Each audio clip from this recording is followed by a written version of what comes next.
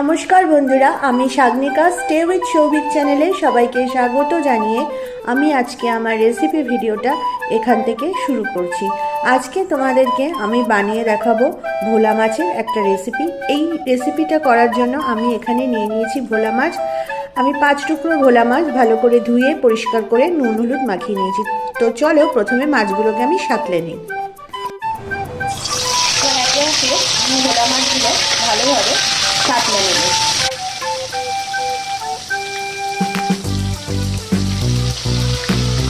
ওদিকে মাছটা সাঁতলানো হতে থাক, আর এই রেসিপিটা করার জন্য আমি এখানে নিয়ে নিয়েছি কিছু সবজি। তার মধ্যে এখানে রয়েছে পেঁয়াজ কুচি, টমেটো কুচি আর পেঁয়াজ কলি। এবার ওই মাছ সাঁতলানো তেলের মধ্যে দিয়ে দেব পেঁয়াজ কুচি। এখানে আমি দুটো মাঝারি সাইজের পেঁয়াজ কুচিয়ে রেখেছিলাম। এবার কুচানো পেঁয়াজটা আমি প্রথমে এর মধ্যে দিয়ে দেব।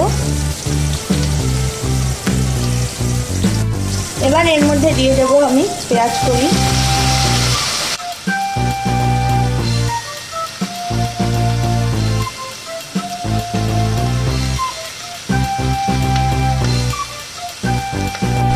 এবার আমি পেঁয়াজ কলি আর পেঁয়াজ একসাথে ভালো করে লাল লাল করে ভেজে নেব। এখন আমি এর মধ্যে দিয়ে দেব সামান্য পরিমাণে লবণ, দিয়ে গ্যাসটাকে কমিয়ে ভালো করে লাল লাল করে ভেজে নেব।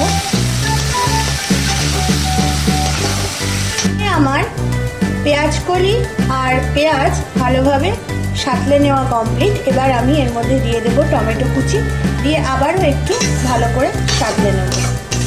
আর এই সময় আমি গ্যাসের ফ্লেমটাকে একদম বাড়িয়ে নেব।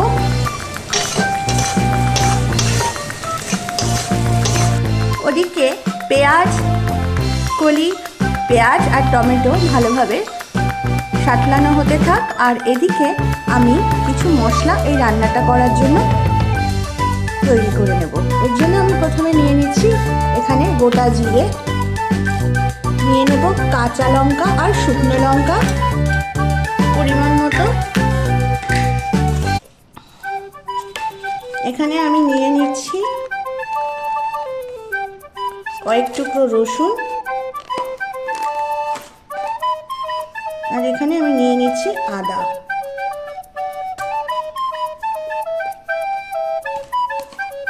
তো চলো এবার মশলাটাকে আমি ভালো করে বেটে এর একটা পেস্ট আমি বানিয়ে নিই।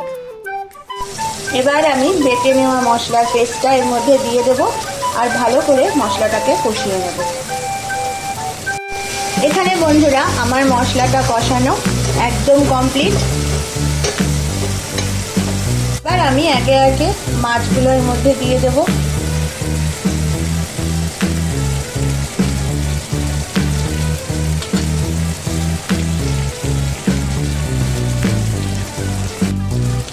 এবার আমি এর মধ্যে দিয়ে দিচ্ছি পরিমাণ মতো জল।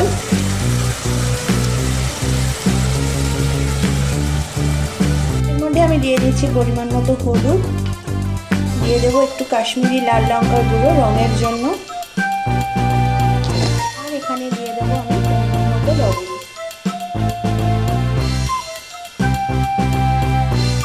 খুন্তির সাহায্যে সমস্ত মশলাটাকে আমি মিশিয়ে নেব।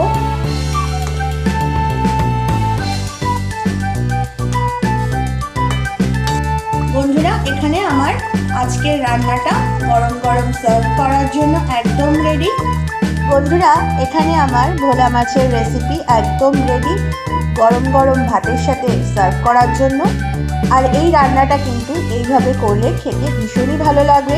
তোমরা অবশ্য বাড়িতে একবার ট্রাই করো। আজ এই পর্যন্তই, আসবো আবারও একটা নতুন রেসিপি ভিডিও নিয়ে। ততক্ষণ তোমরা ভালো থাকো, সুস্থ থাকো, টাটা।